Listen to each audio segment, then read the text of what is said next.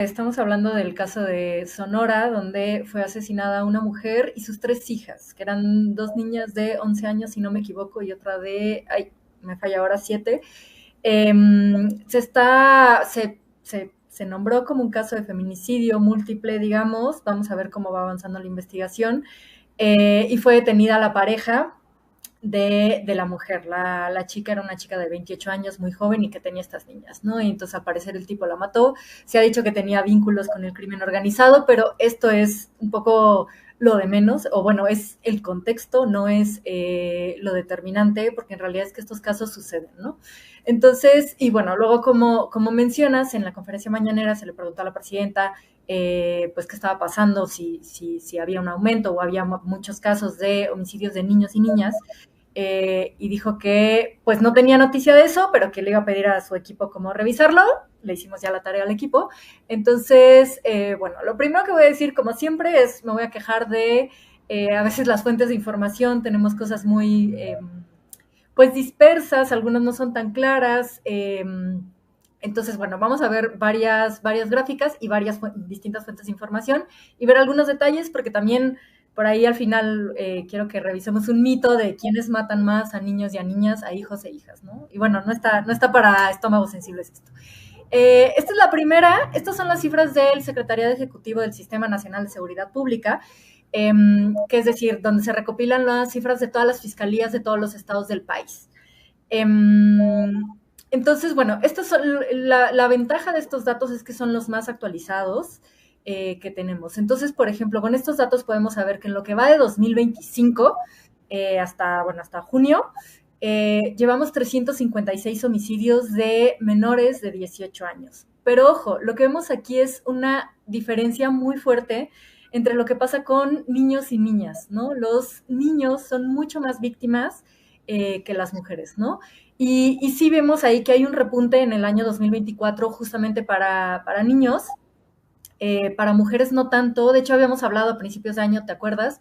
De que los feminicidios pues como que no estaban bajando mucho. Aquí puse, bueno, la línea azul son todos los casos de homicidios de niños, la línea rosa son todos los casos de homicidios de mujeres menores de 18 años, y las barras representan los que sí se están investigando y están catalogados como feminicidio. Recordemos que no todo homicidio de una mujer se considera legalmente un feminicidio. Para ser investigado y considerado así tiene que tener características muy específicas, como que haya habido violencia previa, como que hubiera una relación, bueno, la más obvia suele ser la de pareja, pero también puede ser una relación de un vecino, o sea, digamos, de alguien que sí conocía o que trabajaban juntos o que era eso, ¿no? Una relación como de, pues, de algún tipo de filiación. Entonces, bueno, esto, pues ahí está como entre azul y buenas noches, como que ni suben ni bajan mucho, aunque sí han bajado un poquito los casos totales de homicidios de niñas, ¿no? Pero bueno, viendo esto, si le pasas por favor a la siguiente, el problema de esta gráfica es que solo nos muestra menores de 18 años. Y hay una gran diferencia entre esos menores de 18 años. Entonces, bueno, esta gráfica está hecha con los registros ya finales, porque los de las fiscalías luego todavía se ajustan. Si resulta que, pues, detectaron que no era un homicidio, o al contrario, un caso que tenían como una muerte accidental, resulta que fue un homicidio. Esta es la fuente de información del INEGI, por eso está hasta 2023, porque ahí se tarda en que se procesen todos los datos. Y aquí quise mostrar las diferencias entre menores de 15 años y luego ya el caso de adolescentes de 15 a 17 años, porque, bueno, si le picas vamos a ver lo que pasa. Wow. Lo que nos lleva hasta arriba la estadística y la gráfica son los datos de chavitos de 15 a 17 años, que por un lado es súper preocupante, pensar que los niños o bueno, los hombres desde tan jóvenes ya están expuestos a ser estas víctimas de violencia extrema, ¿no? Que recordemos que nadie lo niega, hay muchos más hombres asesinados que mujeres, ¿no? Y entonces algo está pasando que a partir de los 15 años ya son mucho más, ¿no? Y de hecho, si te regresas a la de, bueno, no es cierto. En esa misma podemos ver que, por ejemplo, en el caso de mujeres, entre niñas más chicas y niñas adolescentes, está prácticamente igual las cantidades, ¿no? Es como edades en las que, bueno, se cometen estos homicidios. Y bueno, algo que también, pues, me sorprendió y no me lo esperaba, es que incluso en menores de 15 años, los niños son un poco más asesinados que las niñas, ¿no? No llega a ser el doble, pero estamos viendo que las niñas estamos en niveles de 150 y niños en 250, ¿no? Son alrededor de 100 más. Algo verdaderamente, pues, preocupante, ¿no? Es cómo es que los niños están más expuestos a la violencia de este tipo.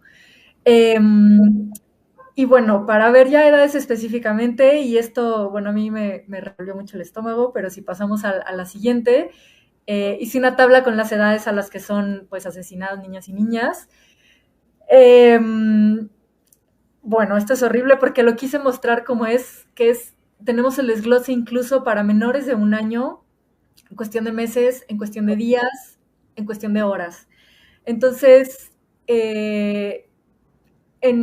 bueno, este es solamente lo que representa 2023, que el total de niños y niñas asesinados en 2023 fue de 406.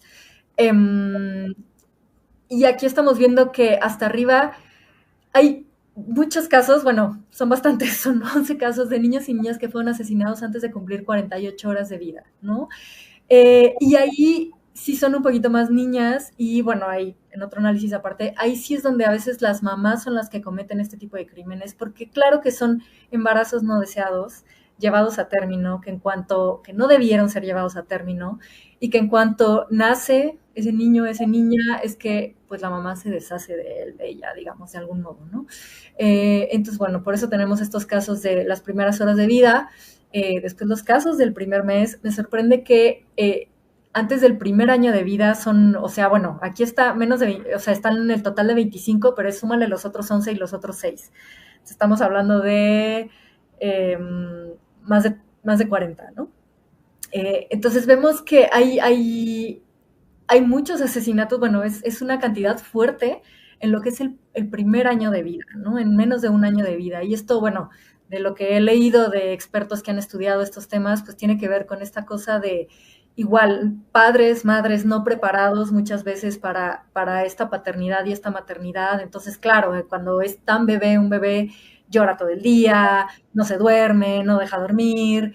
Entonces, todo este tipo de cosas crean un estrés. Obviamente estamos hablando de personas que pues no están en condiciones y esto genera un estrés por el que terminan a veces maltratando y violentando a estos bebitos y que terminan muertos, ¿no? Entonces, bueno, un muy mal trago. Y luego, bueno, vamos viendo las edades, se va más o menos estandarizando algunas edades.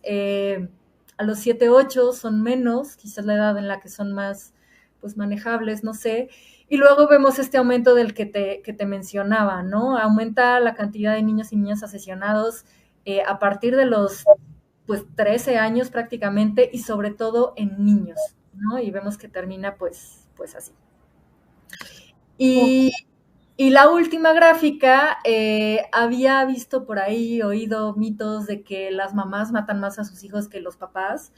Y esto no es cierto. A ver, lo primero también hay que decir, esto es, bueno, aquí son los casos solamente de menores de 15 años, porque como quedamos, como les decía, a partir de los 15 años, o bueno, incluso a partir de los 13 se empieza como a distorsionar mucho el tema con la diferencia de niños y niñas. Entonces, bueno, tomé solamente los menores de 15.